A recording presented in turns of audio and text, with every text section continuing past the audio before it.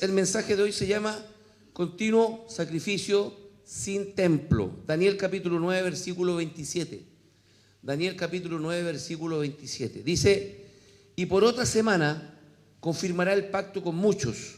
A la mitad de la semana hará cesar el sacrificio y la ofrenda.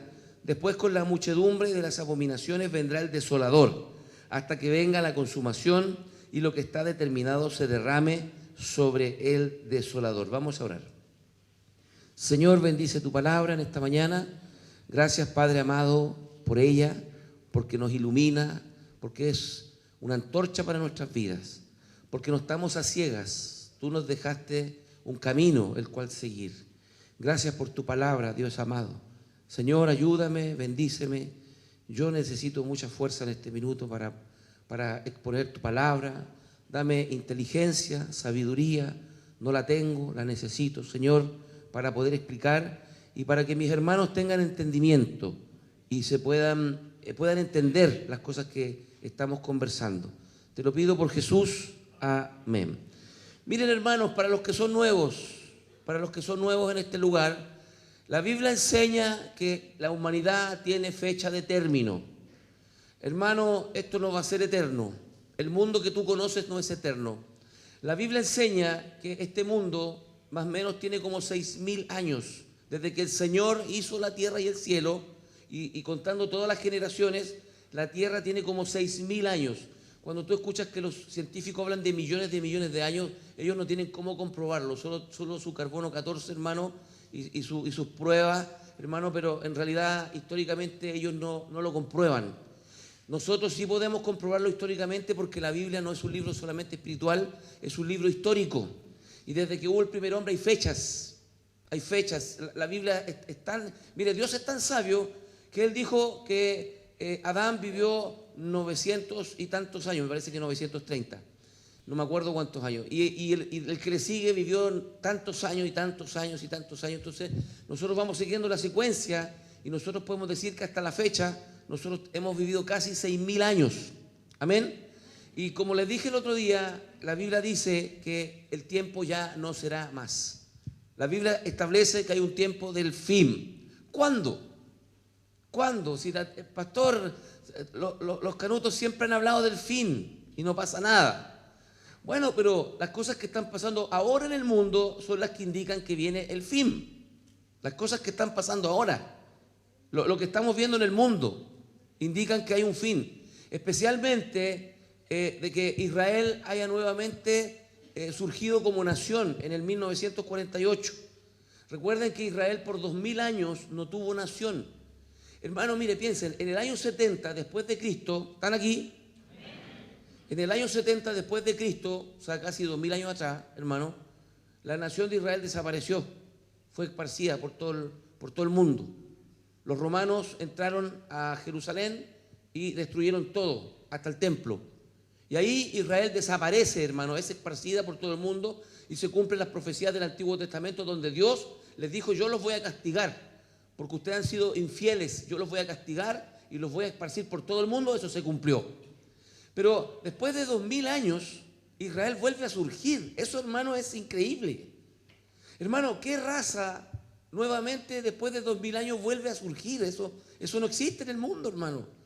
Cuando un país conquista a otro, desaparecen y chao, hermano. Miren, los mapuches por 200 años han tratado de nuevamente salir adelante con su raza, hermano, pero este país se llama Chile. Amén.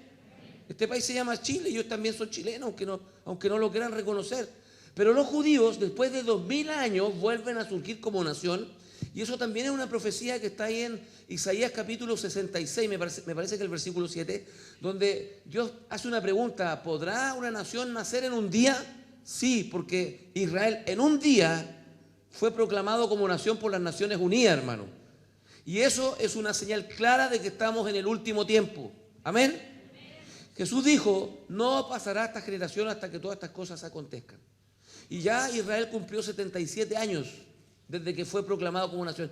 Y cosas interesantes, hermano, mira, ¿qué país en 77 años logra ser una potencia mundial?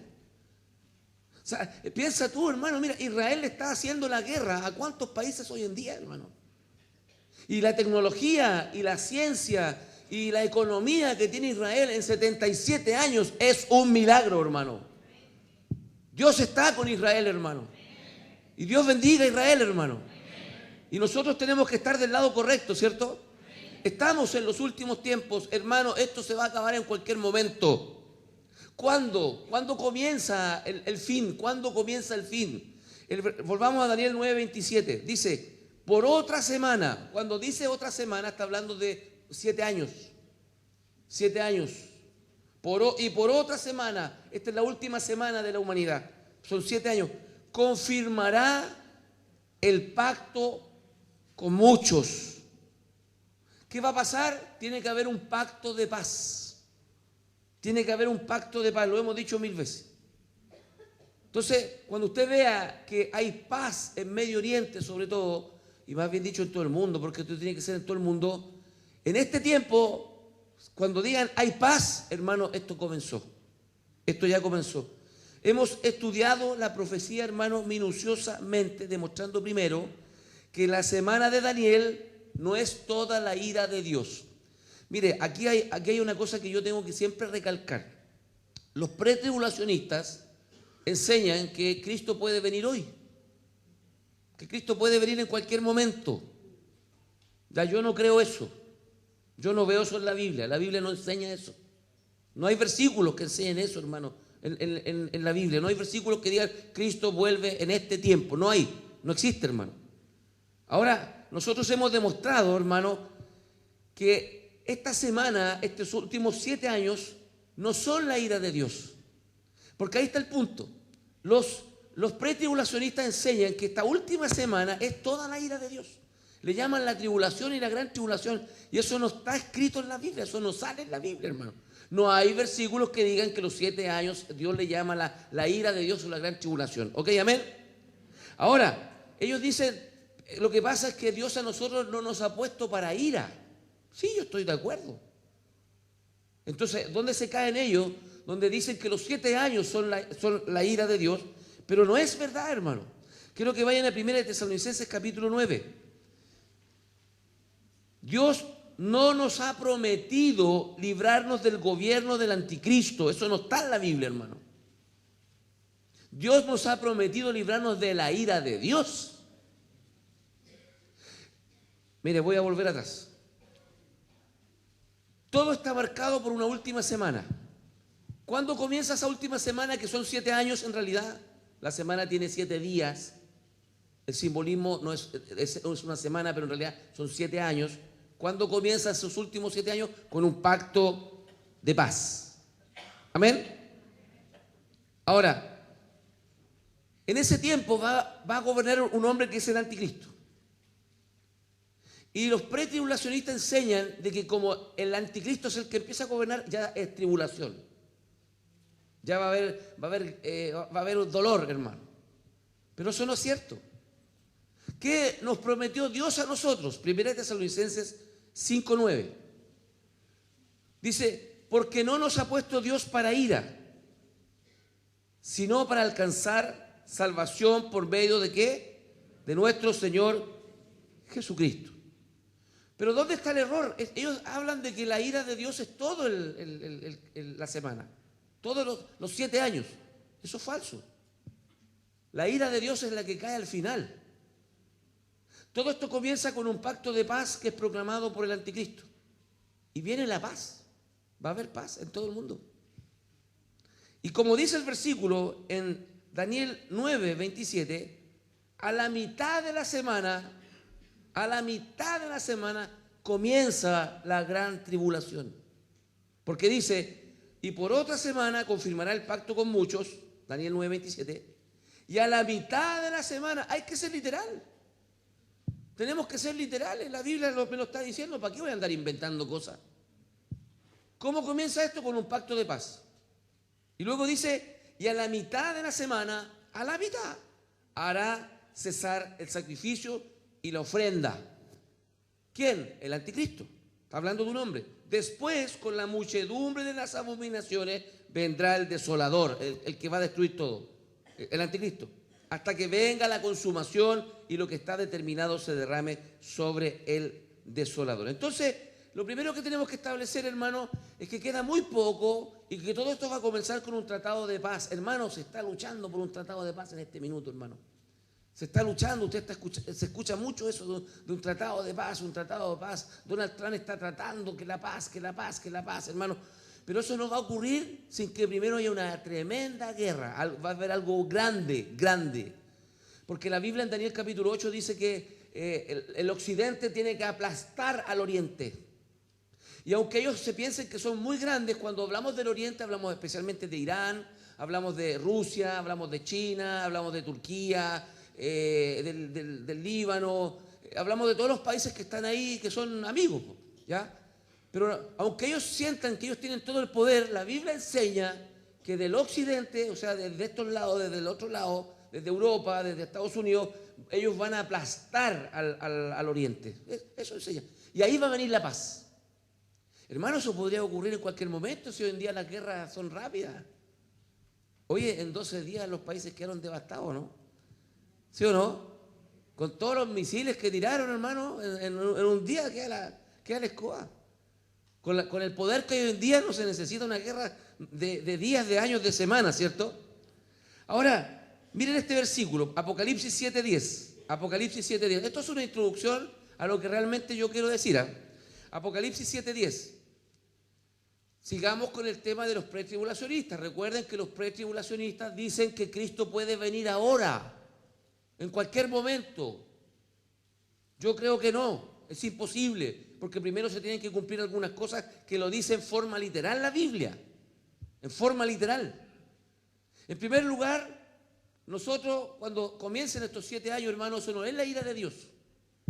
Es el gobierno del anticristo y Dios nunca le ha prometido a los cristianos, hermanos, o a sus hijos que los va a librar de la garra del diablo, hermano. Nunca, el diablo, Dios no nos ha prometido eso a nosotros. Muchos cristianos han muerto en la historia, hermano. Muchos cristianos han dado su vida. El diablo ha matado a mucha gente, hermano. Dios nunca le ha prometido al cristiano cuidarlo y salvarlo de la garra del diablo, hermano. O de Satanás o del anticristo. Eso no está en la Biblia. Porque Dios tiene que probar nuestra fe. El verdadero cristiano es el que va a llegar hasta el final, ¿o no? Amén.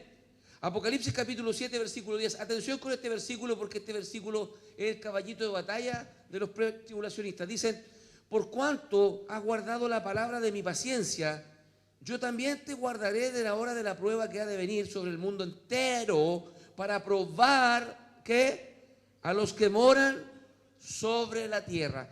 En el libro de Apocalipsis, Dios le escribió a 7 iglesias, y a esta iglesia el Señor le promete que la va a guardar de la hora de la prueba que ha de venir. Entonces el pretribulacionista toma este versículo y dice: mira, aquí Dios nos promete a nosotros, la iglesia, que nosotros nos vamos a pasar por ese tiempo. Por eso es que Dios nos va a sacar antes de los 7 años, dicen ellos, hermano. Pero, hermano, en primer lugar, mire, aquí es donde los dispensacionalistas se caen. Se caen, ¿por qué? Porque ellos van partiendo la historia y la Biblia en 7 dispensaciones, hermano, y luego dicen: no, pues bueno, las iglesias que salen en Apocalipsis, las 7 iglesias marcan los 7 tiempos de la iglesia. Por ejemplo, cuando Cristo muere y resucita, la primera iglesia era una iglesia sacrificada, trabajadora, como la iglesia de Éfeso. Usted va al Apocalipsis capítulo 2 y la primera iglesia es la iglesia de Éfeso. ¿Están conmigo? Me están mirando como dice el pastor Ezequiel, como rana en tormenta, así, no saben de lo que estoy hablando. En el libro de Apocalipsis lo primero que sale son una carta a 7 iglesias, 7 cartas a 7 iglesias. Y los estudiosos, los de Harvard, dicen, hermano, que así como el Señor le escribió a 7 iglesias, esas 7 iglesias representan los 7 tiempos de la iglesia. O sea, la primera iglesia era trabajadora, era una iglesia luchadora. Después viene una iglesia que es una iglesia mártir, donde mataban a los cristianos. Después viene una iglesia donde había falsa doctrina. Después una iglesia mundana. Después viene la de Sardis, que es una iglesia que está muerta. Y después viene una iglesia que es esta, la que acabamos de leer, una iglesia luchadora, una iglesia fiel. Y ellos quieren ser esa iglesia fiel, ¿cierto? Pero la última iglesia no es esta, pues la última iglesia es la de la Odisea. Y es una iglesia carnal, es una iglesia tibia. Y si queremos seguir ese patrón, calza justo, pues. O sea, la iglesia que existe hoy, ¿cuál iglesia sería de esas 7 iglesias? Ellos dicen la de Filadelfia, no, es la de la Odisea, por hermano. Donde hay mucho mundo en la iglesia, donde hay mucha carnalidad, hermano, donde hay mucha gente que no es convertida.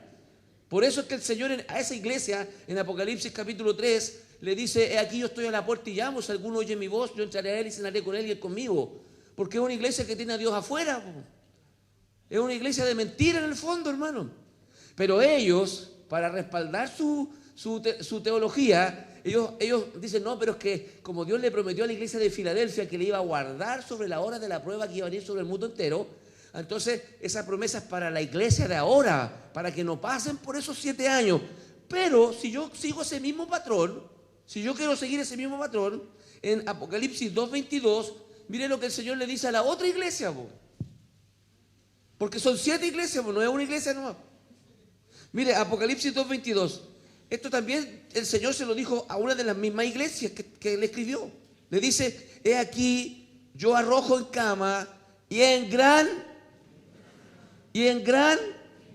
tribulación a los que con ella adulteran, si no se arrepienten de las obras de ella, y a sus hijos heriré de muerte. Le está hablando a la iglesia. Entonces es súper fácil acomodar la Biblia a lo que a mí me haga bien, por hermano, a lo que a mí me guste, por hermano. Entonces el Señor le escribe a 7 iglesias, y como a una iglesia le dijo que la iba a salvar de la hora de la prueba que vendría sobre el mundo entero, entonces ellos se toman de eso y dicen: viste, a nosotros Dios no nos va a dejar pasar por ese tiempo. Sí, pero bueno, ya que tú quieres tomar eso, Dios mismo a otra iglesia de esas mismas le dice que la va a meter en gran tribulación. Una pregunta: ¿las 2 iglesias son del Señor? Sí, las 7 iglesias son del Señor. Y así como le escribe a una que la va a salvar de la hora de la prueba, a la otra le dice: te voy a meter en gran tribulación.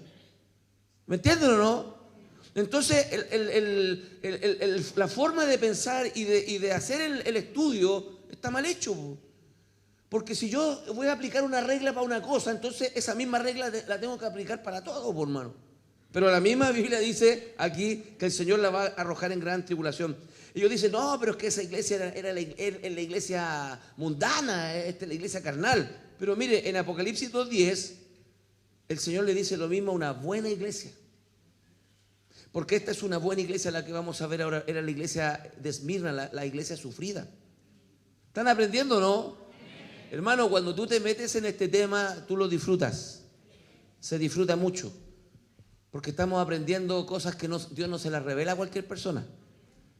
Pero si tú eres un flojo, no lees nunca la Biblia, no sabes nada de Dios, hermano, te vas a aburrir. Usted no sabe, no va a entender lo que yo estoy hablando, hermano. Pero esto para mí es importante porque yo guío a la iglesia. Entonces yo necesito entender qué cosas ahí van a ir pasando, porque yo voy guiando a la iglesia, hermano. Mire, Apocalipsis 2:10. No temas en nada, Dios hablándole a una buena iglesia, no temas en nada lo que vas a padecer. He aquí el diablo echará a alguno de vosotros en la cárcel para que seáis probados y tendréis tribulación.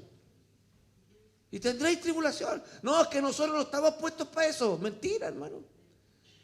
Ese es un estudio mal hecho, hermano. Es un estudio mal hecho. El cristiano carnal de hoy en día le conviene pensar que no va a pasar por estas cosas, porque, hermano, no va a ser capaz. No va a ser capaz. Anoche estaba soñando, me desperté súper afligido, tengo a mis nietos enfermos, hermano. Y allá Marquito Antonio, hermano, estaba súper enfermo. Mi nietecito, el último, el del Lucas. Y anoche soñé que me lo robaban, hermano. Me desperté, soñé que iba al mall, o no, iba al mall. No, estaba en el home center, fui a comprar algo, y iba con el niño, y de repente venía una turba así, y dejaba al niño un ratito ahí, lo dejaba. Me hacía esto y no estaba, hermano. Y todo el sueño buscando al niño desesperado, llorando, afligido, hermano. Oh, pero hermano, fue terrible el sueño. Después cuando desperté, dije: ¿cómo voy a pasar ese tiempo? Si hay cosas, hermano, que van a pasar. ¿Vas a ser capaz de soportar lo que viene? ¿Lo vas a poder soportar? Porque el diablo nos va a atacar. El anticristo va a tener un gobierno mundial donde el que no quiera hacer lo que él dice, la Biblia enseña que le van a cortar la cabeza. ¿Lo vamos a poder soportar? El que es verdadero lo va a poder soportar. Es insoportable, ¿eh? Yo le digo, es insoportable. Esto es insoportable. O sea, imagínate, yo estaba afligido porque había perdido a mi nieto en el sueño, pero inmediatamente en el mismo sueño me dije, chuta, y cuando pasemos este tiempo voy a ser capaz de pasarlo. Hermano, hay que mentalizarse y hay que cultivar la fe. Harto ayuno, harta oración, eso nos va a mantener. El ayuno y la oración nos va a mantener en ese tiempo. Amén. Mire, para algunos que están escuchando tal vez en la tele, hermano, piensan que yo soy un loco hablándole a la iglesia. No, yo estoy preparando a mi iglesia. Y yo lo creo, hermano. Hermano, cuando Noé estaba haciendo el arca, todo el mundo pensaba que estaba loco. Más encima Noé no la hizo en el mar, Noé la hizo en la tierra. En plena ciudad, Noé construyó un arca. Y él hablaba a la gente que iba a venir un diluvio. Y la gente se reía de Noé, hermano. Pero cuando vino el diluvio, todo el mundo quería entrar en el arca, pero Dios cerró la puerta. Entonces no me importa lo que la gente piense de mí, no me importa los que me están escuchando. Hermano, Dios me ha puesto para advertir. Porque este mundo cristiano piensa que ellos no van a pasar por este tiempo. Y entonces va a venir una gran apostasía. Ahí es donde se va a ver la verdad. Y muchos, incluso de esta iglesia, se van a dar vuelta a la chaqueta porque no van a poder pasar ese tiempo, hermano. Pero el cristiano verdadero fue el que fue crucificado en los tiempos romanos. El cristiano verdadero fue los que vieron comerse los leones a sus hijos, hermano. Ahora al revés, nomás, lo dije, no sé, lo dije bien. Hermano, esos son los cristianos verdaderos que aún pese a la muerte y al dolor no negaron su fe. Y recuerda que Jesús dice que cualquiera que me niegue delante de los hombres, yo también le negaré delante de mi Padre. Amén. Por eso es que hay que estar firme. ¿Cómo voy a estar firme imagínate, en un sueño no fui capaz de sufrir por mi nieto, hermano? Estaba sufriendo por mi nieto, se me había perdido, hermano, y era mi responsabilidad, hermano. Oración y ayuno. Oración y ayuno. Acuérdense de esta frase, oración y ayuno, hermano.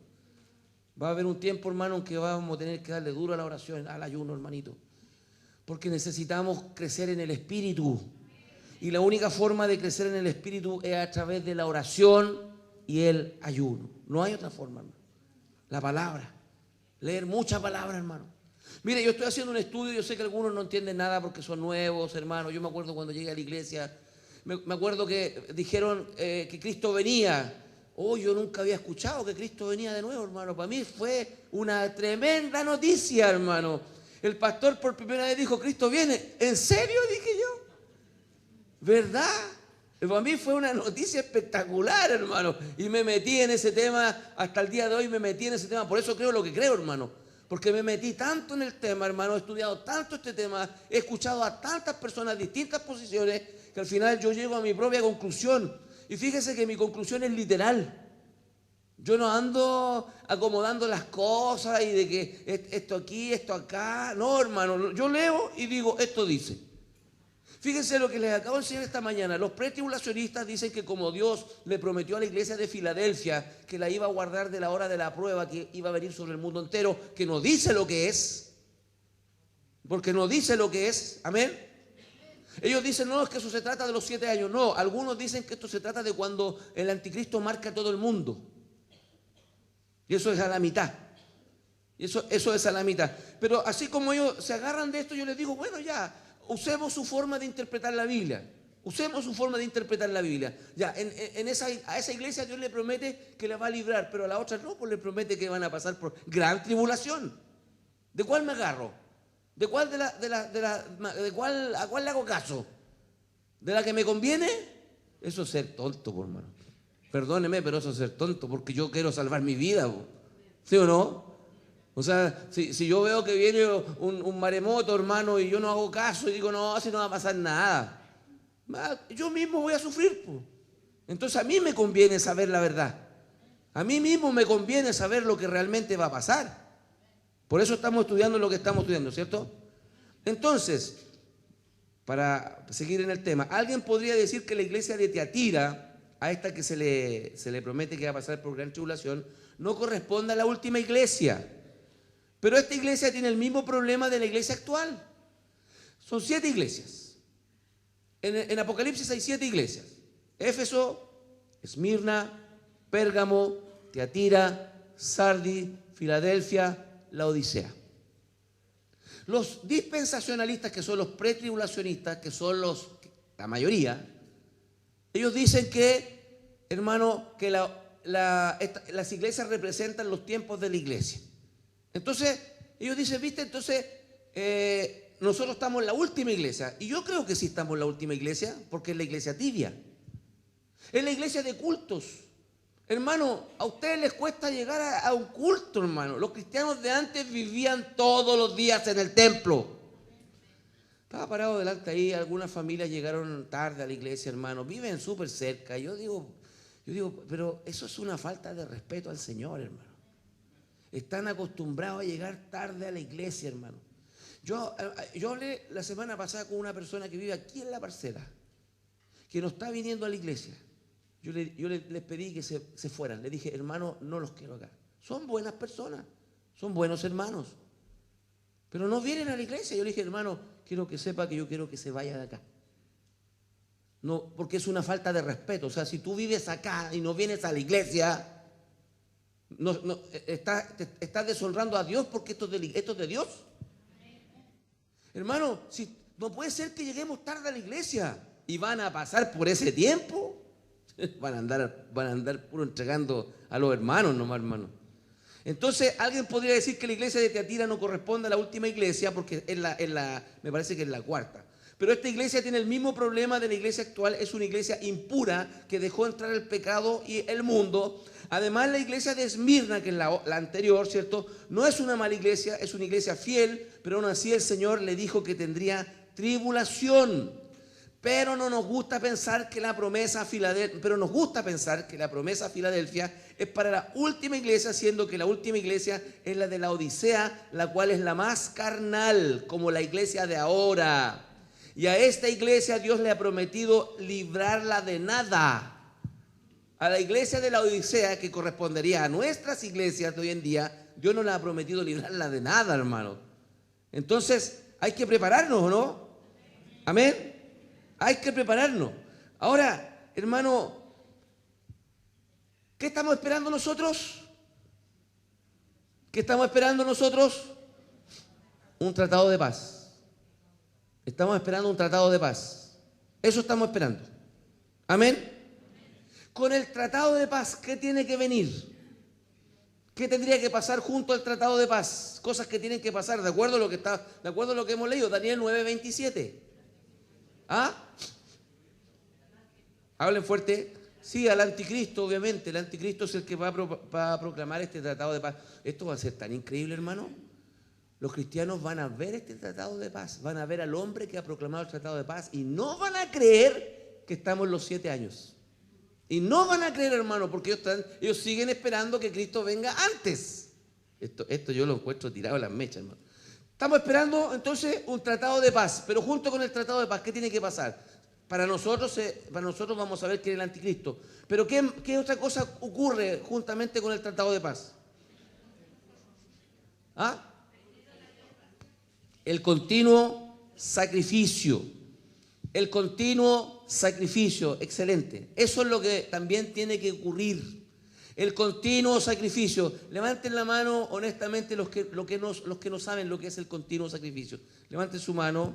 Yo no sé lo que es el continuo sacrificio. Yo no sé. Excelente. Vamos a Números capítulo 20. Otro en la tarde. También junto con el cordero tenían que ofrecer un pan simplemente de harina y de aceite de oliva. Y también tenían que ofrecer vino, un cuarto de hin de vino. No era el vino que usted conoce, era un vino superior. A la tarde yo voy a predicar de esto. Vamos a espiritualizar este pasaje de Números 28. No le puedo decir más. Pero eso era el continuo sacrificio. Esto era continuo, se tenía que hacer todos los días, todos los días. Atención con lo que voy a decir, hermano. Los judíos por siglos lo hicieron. ¿Hasta cuándo? Porque eso ya no se hace. ¿Están aquí? El continuo sacrificio tenía que ser ¿cuándo? Todos los días. Todos los días. ¿Qué tenían que ofrecer? 2 corderos. Uno en la mañana, otro en la tarde. Con pan y vino. Amén. Todos los días. Hoy eso se hace. ¿Desde cuándo que no se hace? ¿Desde cuándo que no se hace, hermano? Además, otra cosa importante que hay que añadir respecto al continuo sacrificio: el fuego nunca tenía que apagarse. El fuego del altar nunca tenía que apagarse. El fuego siempre tenía que estar encendido. Amén. Importante, esto es súper importante. El fuego no se tiene que apagar. Amén. Siempre encendido para el sacrificio del cordero. ¿Desde cuándo que esto no se hace, hermano? En el año 70 después de Cristo, este continuo sacrificio fue cesado por el general Tito, hermano. Los romanos, hermano, entraron a Jerusalén y destruyeron todo. Y Tito fue el que cesó este sacrificio porque destruyó el templo, destruyó todo, y los judíos fueron esparcidos. Y por 2000 años no se ha hecho un continuo sacrificio. ¿Hasta cuándo? Hasta cuando aparezca el anticristo. Hasta cuando aparezca el anticristo. Amén. ¿Cuándo? Cuando comiencen estos 7 años, ya que el anticristo es quien tiene que hacer algo con esto. Mira, Daniel 8:9. Daniel 8:9. Atención con lo que les voy a decir, hermano. Mira, el continuo sacrificio no lo hace cualquier persona. Tenían que hacerlo los levitas y los sacerdotes, el sumo sacerdote. No podía una persona cualquiera ofrecer el sacrificio. Eso era un pecado mortal. Dios lo mataba. Cuando el general Tito entra a Roma el año 70 después de Cristo, destruye todo y se desaparece la casta sacerdotal. Los levitas todos desaparecen, hermano. Han pasado 2000 años. Israel hace 77 años que está ahí. La pregunta es, ¿y dónde están los sacerdotes y los levitas? Porque son los únicos que pueden hacer el sacrificio. ¿Sabe usted, hermano, que esto ya está listo?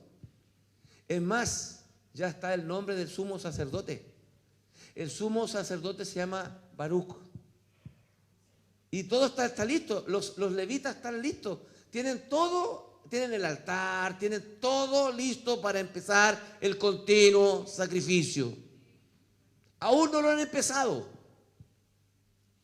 Pero sí sé una cosa, que cuando comiencen los 7 años, eso ya tiene que estar. ¿Por qué? Daniel 8:9. Y de uno de ellos salió un cuerno pequeño. Está hablando de la bestia. El cuerno pequeño es el anticristo. Y de uno de ellos salió el cuerno pequeño, que es el anticristo, que creció mucho al sur y al oriente y hacia la tierra gloriosa, y se engrandeció hasta el ejército del cielo y parte del ejército, y de las estrellas echó por tierra y las pisoteó. Aún se engrandeció contra el príncipe de los ejércitos, escucha, y por él, por el anticristo, fue quitado el continuo sacrificio y el lugar de su santuario fue echado por tierra. ¿Por qué el continuo sacrificio tiene que comenzar? Porque él lo tiene que volver a quitar. ¿Cuándo? ¿Cuándo? Daniel 9:27. Y por una semana hará pacto con muchos, y a la mitad de la semana, ¿sí o no?, hará cesar el sacrificio. ¿De qué sacrificio está hablando? De este sacrificio. El continuo sacrificio tiene que volver a comenzar. Los levitas y el sacerdote tienen que volver todos los días a dar el cordero, a quemar el cordero, el pan, el vino, hermano. ¿Hasta cuándo? Hasta la mitad. A los 3 años y medio el anticristo tiene que decir nada más con esta cuestión. ¿Por qué? A propósito, ¿por qué? Deberían saberlo. ¿Ah? No. ¿Por qué? ¿Por qué el anticristo a los 3 años y medio dice no quiero que hagan más sacrificio? Cesa el sacrificio. ¿Por qué? Porque él se proclama Dios, por hermano, y él no quiere que no se le dé nada más al Dios verdadero. Esa es la razón, hermano. Recuerden que en 2 Tesalonicenses capítulo 2 dice que él se sienta en el trono de Dios haciéndose pasar por Dios, y que él no permite que se le rinda culto a ningún otro Dios. Él se proclama el Dios del mundo, hermano. Por eso cesa el continuo sacrificio, porque el continuo sacrificio es un sacrificio directo hacia el Dios de Israel. Amén. Bien, Daniel capítulo 11, versículo 30. Daniel capítulo 11, versículo 30 dice: porque vendrá contra él naves de Quitín, y él se contristará y volverá y se enojará contra el pacto santo. Y hará según su voluntad, volverá pues y se entenderá con los que abandonen el pacto santo, hermano. Fíjate que siempre está hablando del pacto santo, el tratado de paz. ¿Por qué se le llama santo? Porque tiene que ver con la tierra santa, con Israel. Y dice que este hombre se va a enojar contra el pacto santo y se entenderá con los que abandonen el pacto santo. Se va a dividir esto, hermano. Algunos van a estar con él, unos pocos no van a estar con él. Versículo 31. Y se levantarán de su parte tropas que profanarán el santuario. Atención. Y se levantarán de su parte tropas que profanarán el santuario y la fortaleza. ¿Cuándo? ¿Cuándo va a pasar esto? A la mitad. Todo esto pasa a la mitad. El anticristo se saca la máscara, se da vuelta la chaqueta. Ya todos se dan cuenta que él no ama a Israel. Él odia a Israel y odia al Dios de Israel, hermano. Cesa el continuo sacrificio. Se levantan tropas que profanarán el santuario. ¿Cuál es el santuario? ¿Cuál es el santuario? El templo de Jerusalén.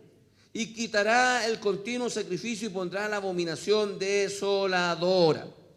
Entonces es el anticristo quien quitará el continuo sacrificio, pero fíjese que junto con esto el santuario, el templo, también es profanado con una abominación desoladora. ¿Existe templo hoy en día? No hay templo.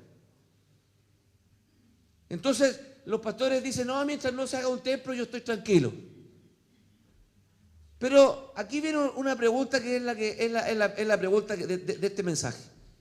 ¿Se necesita templo para tener continuo sacrificio? ¿Por qué no? ¿Se necesita templo para tener continuo sacrificio? ¿Dónde se hacía el continuo sacrificio? ¿En el templo? ¿Se necesita? Hermano, ¿saben cómo funciona el tema del tabernáculo y el templo? ¿Dónde se sacrificaban los animales? ¿Ah? Afuera, no adentro. No en el lugar santo ni en el lugar santísimo. Se sacrificaba afuera. Entonces, cuando dicen: no, es que cuando yo vea un templo yo me voy a preocupar. Pero la pregunta es: ¿necesita el anticristo un templo para comenzar los 7 años? Porque ahí está el punto.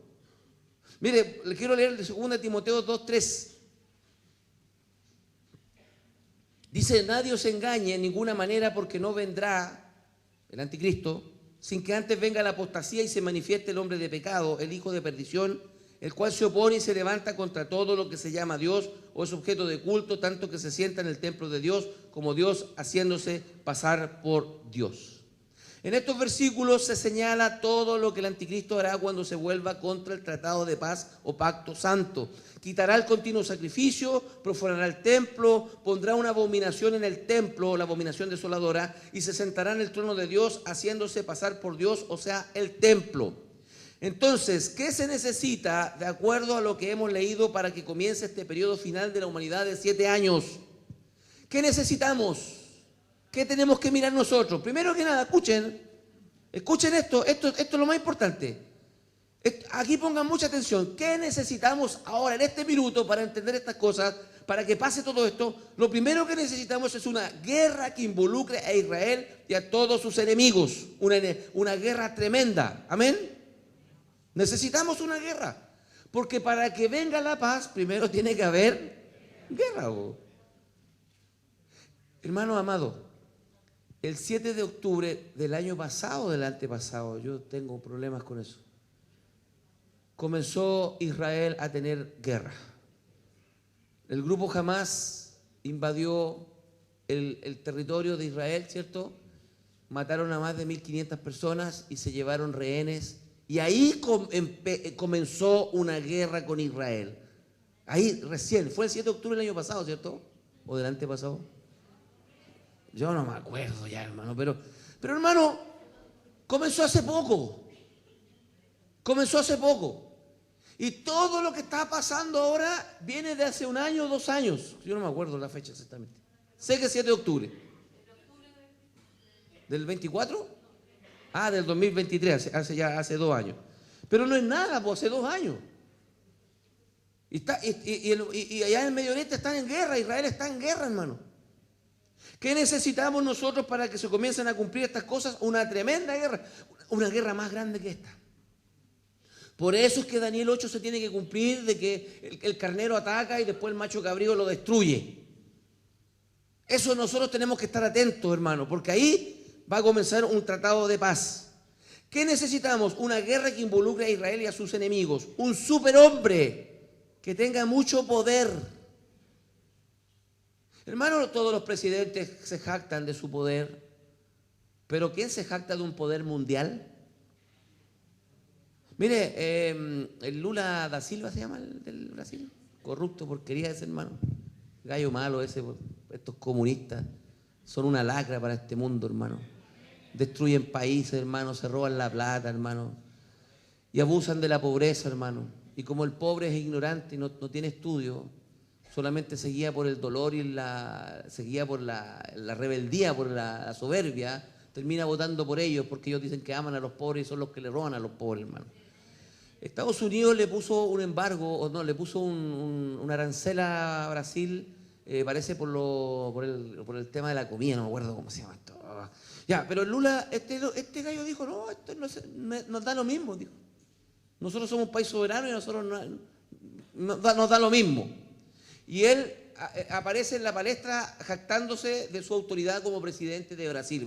Brasil es el país más grande de Sudamérica, hermano, y uno de los países más grandes del mundo, por lo tanto, tienen peso, ¿cierto? Pero él se mete con su país nomás, por mano, ¿cierto?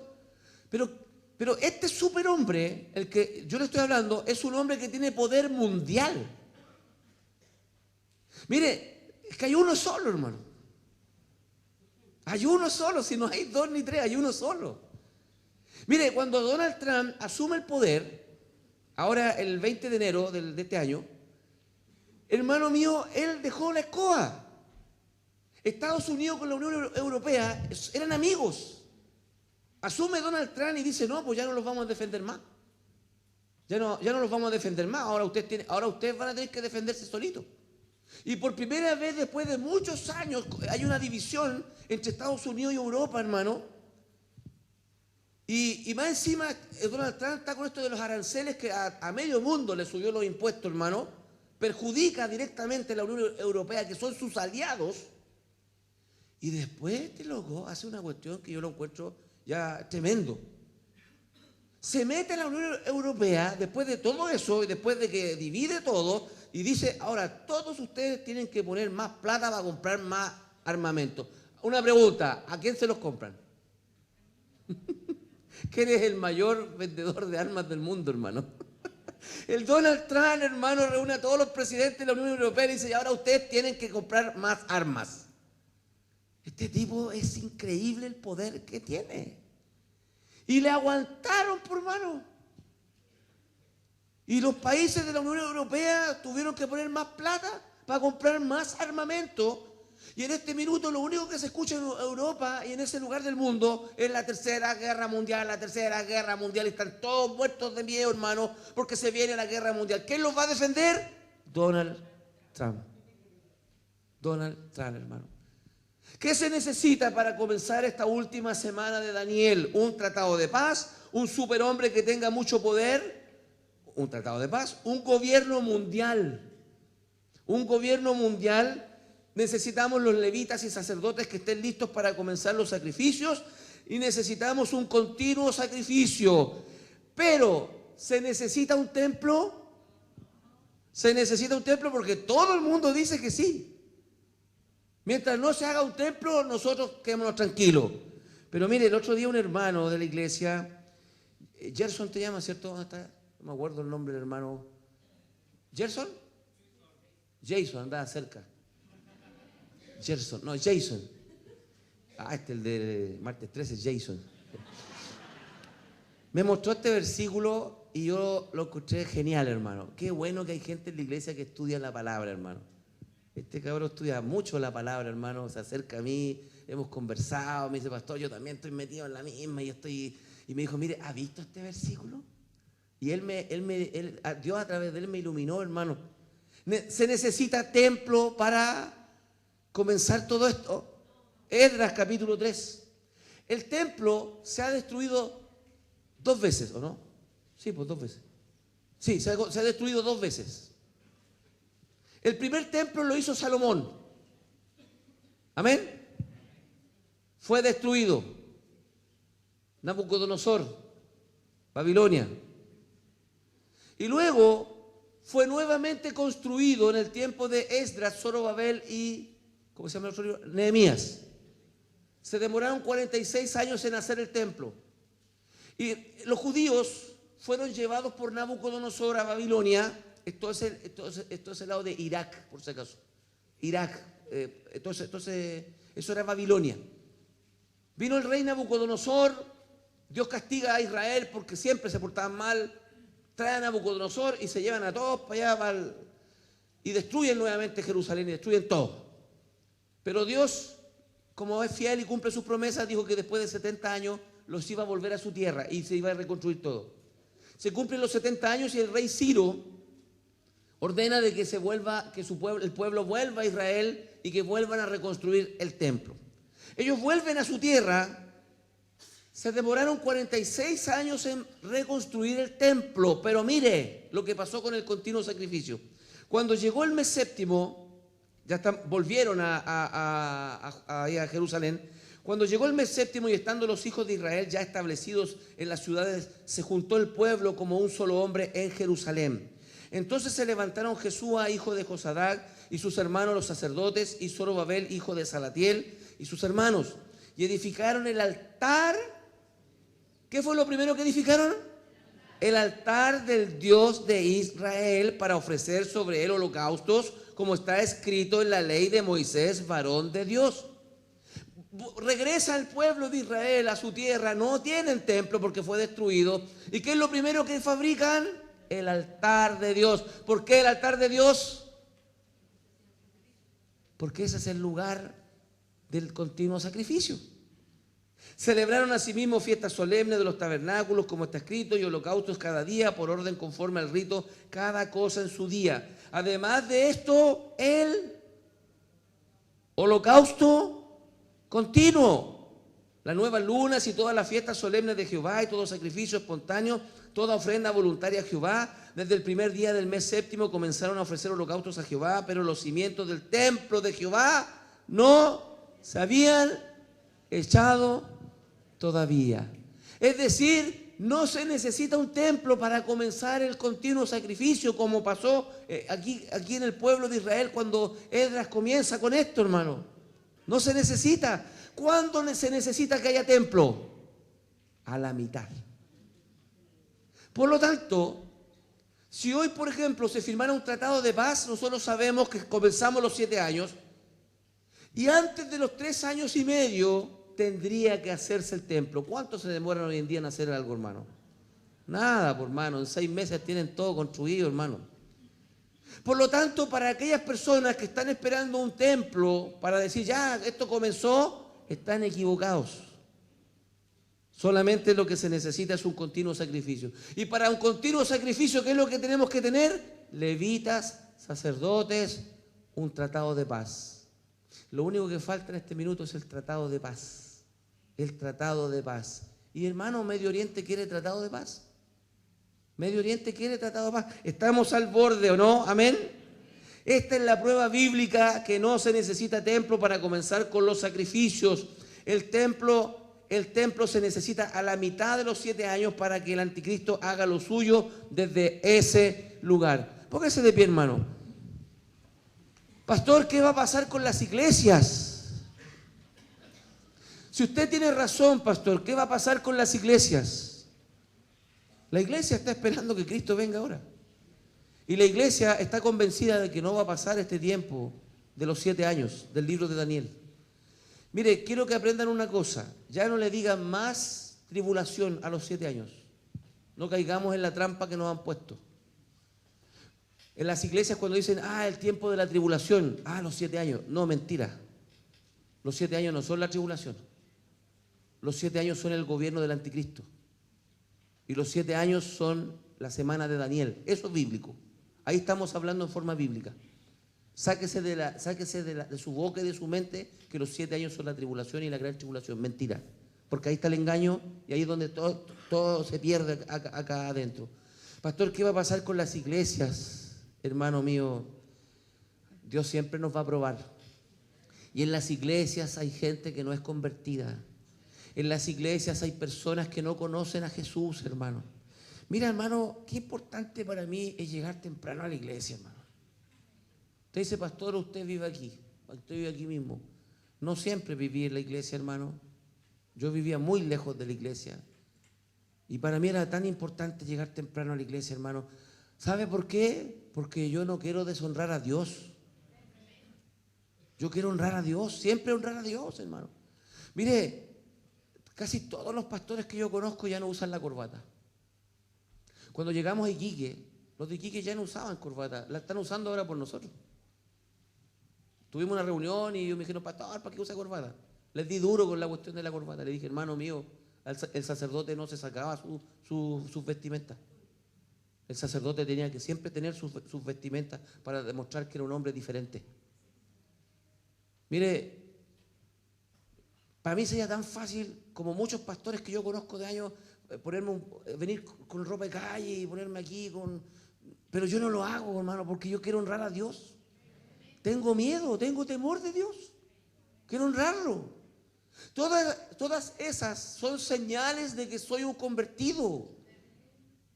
Porque siento su presencia. El no convertido no le tiene miedo a nada. Es un religioso solamente, es un religioso que cumple cosas. Pero hermano, no tiene temor porque no ve a Dios en su vida, no lo siente. Bueno, ahí lamentablemente va a llegar el día de la verdad, hermano. Y en ese día, chuta, hermano, va a ser terrible porque muchas personas vamos a ver la verdad. ¿Quién era quién? ¿Quién realmente era un seguidor de Jesucristo, hermano? Cierra tus ojos. Cierra tus ojos. Estamos muy próximos, hermano, a todas estas cosas porque la generación está pasando. Israel, la generación que comenzó ahora en 1948 se está terminando. Y Jesús dijo, no pasará esta generación hasta que todas estas cosas acontezcan. Las cosas están pasando. ¿Y qué va a hacer de ti, hermano? ¿Usted cree que vamos a arrancar en manada? Eso no va a suceder. Eso no va a suceder, hermano. Nosotros tenemos que confiar en que Dios nos va a librar. Pero vamos a tener que andar solitos. Ni siquiera con la familia. Tu propia esposa te va a entregar. Tu propio esposo te va a entregar. Tu propia hija, tu propio hijo, tu propia madre te va a entregar. Esto está escrito. No te estoy metiendo miedo. Dice. La Biblia lo dice, que nuestra propia familia nos va a entregar. Entonces es una fe personal. Es una fe personal. ¿Tú crees que cuando los romanos perseguían a los cristianos en los tiempos de Nerón, tú crees que ellos andaban todos juntos, hermano? Los cristianos andaban solos, hermano, aferrados solamente a su fe, para no negar a su Cristo, a su Señor. El cielo no es tan grande, hermano. El universo es tan grande, hermano, infinito. El cielo no es tan grande. Comparado al universo, no es tan grande porque no se necesita tanto cielo, hermano. Si, como dijo Jesús, muchos son los llamados, pocos son los escogidos. Pocos. Los verdaderos son pocos, hermano. ¿Tienes a Cristo en tu corazón? ¿Te arrepentiste de verdad? ¿Te arrepentiste? ¿Estás arrepentido? Sin arrepentimiento no hay salvación. Hay que arrepentirse, hermano, de corazón, arrepentirse y ser un seguidor de Jesús, amar a Jesús. Se nota cuando una persona ama a Jesús, tiene otro semblante, tiene otro espíritu. Se nota cuando una persona deja de ser cabrito y se convierte en oveja, se nota. Porque está arrepentido, se arrepintió, se quebró, se quebrantó, se entregó. Ya no es el soberbio y rebelde, ya no anda altivo, está humillado porque está arrepentido. Eso habla de conversión. Y tú tienes a Cristo en tu corazón. ¿Está el Señor en tu corazón? ¿De verdad eres un cristiano? ¿Piensas, comes y vives por Él? todo el día estás pensando en Él. Tu tema de conversación es Dios todo el día. Todo el día tú hablas de Dios, de Jesús. Te encanta leer la Biblia. Lees la Biblia todos los días. Siempre estás orando, porque eso habla de que eres de verdad. Eso dice que tú eres de verdad. Ese es el temor que tengo, hermano, que algunos no van a llegar hasta el final. Vienen aquí solamente, hermano, porque esto es bueno, pero no tienen una relación con Dios. No hablan con Jesús y Jesús no les responde. ¿Te gustaría que eso cambiara? ¿Quieres que eso cambie? ¿Cree realmente lo que le he enseñado? Si lo cree, amén. Si no lo cree, que Dios tenga misericordia de ti. Cristo viene y se va a llevar a los que son suyos. No se lleva a otros, se lleva a los suyos. Él viene a buscar a su novia. Viene a buscar a su novia, a la que le ama. Yo amo a mi Señor. Él viene a buscar a la que le ama. ¿Tú amas a Jesús? Yo no lo sé, hermano. Tú lo sabes, ¿cierto? A algunas personas le entra por un lado y le sale por el otro. Yo estoy sintiendo la presencia de Dios en este momento. Yo estoy sintiendo la presencia de Dios en este momento. ¿Tú la sientes? ¿Tú estás con el Señor en este momento? ¿O nada? ¿No sientes nada? No, aquí no hay nada. Bueno, porque Dios no se le revela a cualquiera. La comunión íntima es con los que le aman, dice la Biblia. Como quisiera que toda mi iglesia fuera convertida, hermano. Como quisiera que todos, hermano, fueran fieles al Señor y no le fallaran, hermano, con tonteras. Al final pelean conmigo, se dan cuenta que deshonran a Dios, no a mí. A mí me da lo mismo, hermano. Señor, en el nombre de Jesús, mi Dios, perdónanos, Señor. Padre Santo, son tantas luchas, tantas batallas. Le pido, Dios, que nuestra iglesia esté apercibida de todas las cosas que tienen que suceder para que no nos sorprendan. Le ruego por todos nosotros, Padre, ayúdanos a santificarnos, Señor. Ayúdanos a santificarnos, Padre, porque yo sé que usted eso es lo que busca, santidad. Usted quiere una iglesia santa, una iglesia que se aparte del pecado, una iglesia que deje la rebeldía, la mentira, el odio, la amargura. Mi Dios, ayúdanos, Señor. Perdona nuestros pecados, nuestras faltas, y que el Espíritu Santo nos dé crecimiento. Que el Espíritu Santo, Señor, nos ilumine y entendamos bien el camino que tenemos que recorrer, Señor. Venga pronto, Señor. Venga pronto. Yo quiero que usted venga pronto. Quiero verlo, Señor. Quiero estar con usted. Quiero estar en su ciudad celestial, Padre. Yo creo en sus promesas, Señor, y sé que hay algo maravilloso para nosotros. Mi Dios, venga pronto, Padre celestial. Y gracias, Señor, por su palabra. Perdone, Dios, el cansancio. Ha sido difícil enseñar esta mañana porque estoy cansado. Perdóname, Dios, pero aquí estoy dando la pelea, Señor. Ruego, Señor, por mi iglesia amada, para que sea fiel y permanezca. Por Jesús, amén. Tomen asiento, hermano.